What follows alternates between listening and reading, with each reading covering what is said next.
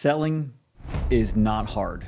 It may feel hard, but it's not when you follow this ABC framework that I'm about to give you. If you're not closing at least 40% of your sales or higher, then this video is for you. For those of you who don't know me, my name is Nick Parker. I'm the founder and CEO at LeadLion. We're an agency that does like marketing and AI for a lot of different brands. And so we get to do a lot of sales audits for teams that are on the ground nationally for a lot of major chains. And we see the gamut. Everything from like really good top level salespeople to inexperienced beginners that don't really have a sales background, especially working with a lot of like franchises.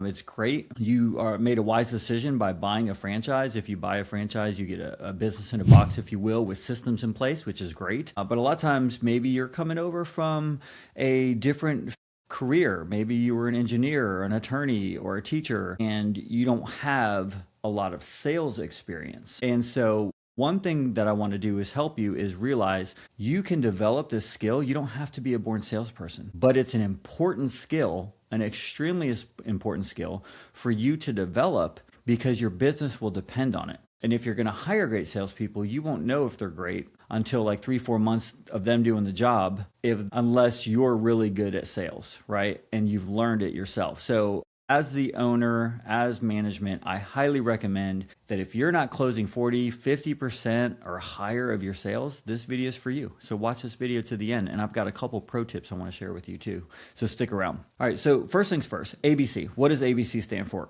I'm just going to give it to you right here. A is about, B is benefit, C is close. And it's not what you think. Stick around. I'm going to share with you. So A is the about, okay? One of the mistakes that I see a lot of beginner salespeople make is they are all about their product, their service, their features, their facility, what they have to offer.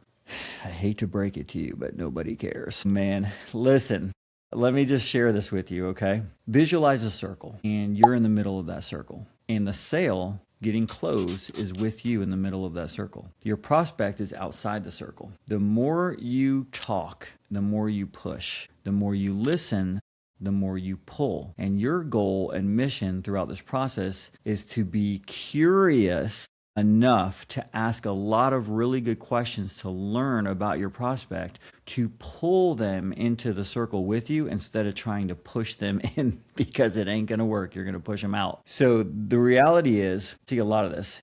The mistake is if I'm going to sell, I have to talk more and I have to be persuasive and I have to be convincing and I have to talk. I had a guy, oh my goodness.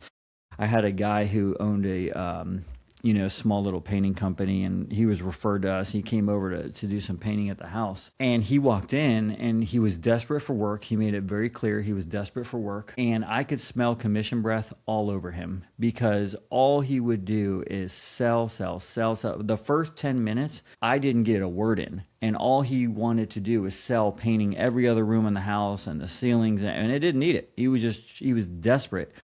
And you could feel the desperation, and he was pushing so hard and doing so much selling and so much talking. He was just vomiting words. And I was like, bud, relax. Take a deep breath. It's going to be okay. I didn't say that. I wanted to teach him how to sell, but I didn't have time for that either. But if he would have came in and just asked, hey, tell me more about the project. How can I help you?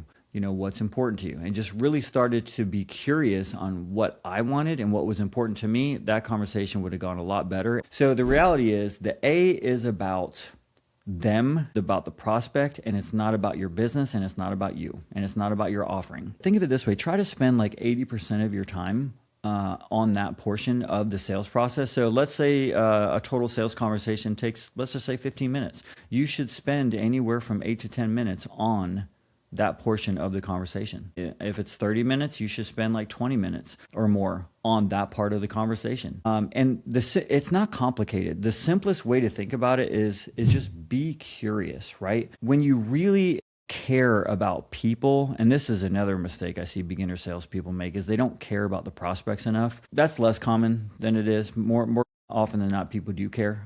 But when you really care, you're going to be curious. Think about when you first start dating somebody. When you first start dating, I've been married for 23 years now. I remember I still do this a lot. I'm very intentional about this. My wife will tell you. But when we go to dinner, I'm very curious. I'll ask questions. How are you doing? How are things? What are your thoughts on this? And when you first start dating somebody, you're very curious. You're going to ask them so many questions because you want to get to know them. You want to get to know their life story. You want to get to know more about what makes them tick and what's important to them and what their interests are and things like that. Now, I'm not saying do all of that in the sales process. That would be a little crazy. But the reality is you need to be curious. And if you are curious, it'll make that piece of the equation feel so organic and natural and easy. Real quick, if you're getting some value out of this, hit that subscribe button. Let's get back to it. So be curious. Ask questions like, why are you interested in what we have to offer? What brought you in? Why is this important to you? What is the outcome you're looking to get out of it in the future? Oh, really? Tell me more about that. Peel the onion. Get to know the person in front of you and find out why it's important to them. I'll give you a quick example. So, for example, we work with a lot of fitness companies, kids gyms, studios. So let's use the kids gym example. So if you own like a children's program, kids gym, like a gymnastics center or whatever, you're talking to the parent, you can ask them questions like, hey, mom, your daughter, Emma here, you're bringing her into our facility. Why were you interested? And then mom will say, well, she'll give you a superficial answer at first. Mom will say, well, it just looked interesting. I thought she might want to try it. Right. There's more to it than that, right? So we want to peel that onion. Okay, great. Yeah, we're excited for Emma to try it and see if this is the right fit for her. And we want to make sure it's the right fit for you and her. And so I want to learn a little bit more. Tell me what Emma's like. What's her personality like? How is she active at home? Walk me through that. And then you learn about Emma. And so, okay, tell me why, if we had a magic button, I pushed that button and 6 months to a year from now, Emma got exactly out of this program what you're hoping she would get out of it. What would that look like? Well, Emma would probably be more socially confident, less shy. She would obviously build a lot of gymnastic skills, maybe increase her athleticism, balance, and flexibility. And she'd develop some friendships along the way. And this would really prepare her for going into kindergarten next year. Boom. Now you understand why they're in front of you, right? And so that's what the goal is just to be curious, to find out what is going on in the prospect's mind, what pain points are they dealing with right now, what are they trying to solve for, and what's the outcome that they're looking for. Paint that brighter future. Like, what is the future they're looking for, and visualize it and let them paint it. You don't paint it, let them paint it by asking good, intelligent questions, being curious. Okay, so that's A. Spend more time listening than talking. Remember, pulling versus pushing. So B is benefits. Okay, so one of the biggest mistakes that I see over and over and over again, I see this on the marketing side of things, I see this on the sales side of things when we're doing sales audits, is that the salesperson is selling all of the amenities and the programs and the administrative logistics of what the program entails. Like, this gives you this many classes, or this gives you this access, or this gives you this. And while that's important to some degree, and you have to know the details of what you're actually getting from that aspect of it, you're still buying the benefits, right? You join a gym, you're buying more than access. You're buying a better future. You're buying a future healthier self. You're buying more energy. You're buying discipline because it's close enough to the house to where it's convenient, and you feel like you can get there 3 or 4 days a week and build new habits that are going to give you a better future with better health and keep you out of the hospital and lower your blood pressure and your cholesterol. And those are the benefits, right? So you want to think about the fact that when you're selling your programs and you've listened to your prospect, and you've really uncovered the emotional reasons, their why, what's important to them, you take those and you see, does it fit into what we have to offer? And if it does, put your expert hat on, and at that point, you're going to tie them back into the programs that you're selling or whatever it is you're selling and say, the benefits are going to come from these programs, and you're going to sell the benefits and not the features and the amenities. Does that make sense? I hope that makes sense. Once you've done that, you've basically taken what they want, fit it into exactly what you're selling, and then making a professional recommendation on C, on closing, asking for the sale. I can't tell you how often I see the two extremes of like closing from the very beginning. And I'm like, relax, man. You don't even know what I want. And then the other extreme is they're so nervous when the money comes up, they don't even ask for the sale. A lot of sales audits in the last couple of years. And we have had so many where they get to the point where they show the programs and they just like panic and they bail and they're like, all right, just let us know what you think. And they almost walk away and the person's ready to buy and they're just walking away. So ask for the sale. C is for closing. Ask for the sale.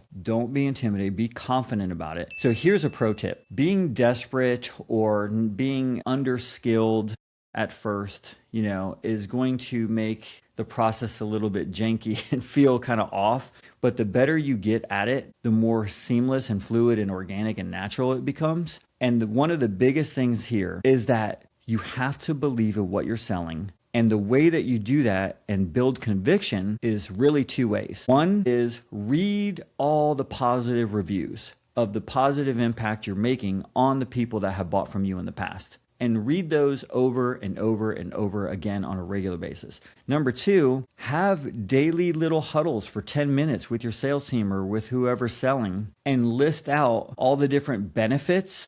I didn't say features or amenities, benefits of how you're helping people, of how you're making a real positive impact on the people that are buying. In those huddles, you can highlight somebody that bought and has had a positive outcome and really talk about them and like, hey, remember John and how much it changed his life. And that's what we're doing. We're helping people. We're changing lives. We're making people's futures better no matter what you're selling. So that's how you build conviction. The sales process is listening, but it's also a transfer of enthusiasm. If you have a deep conviction and belief in what you're selling, that transfer of enthusiasm will make a difference throughout the process. So I hope this helped. Go practice, role play, do this over and over again, and we'll see you in the next video.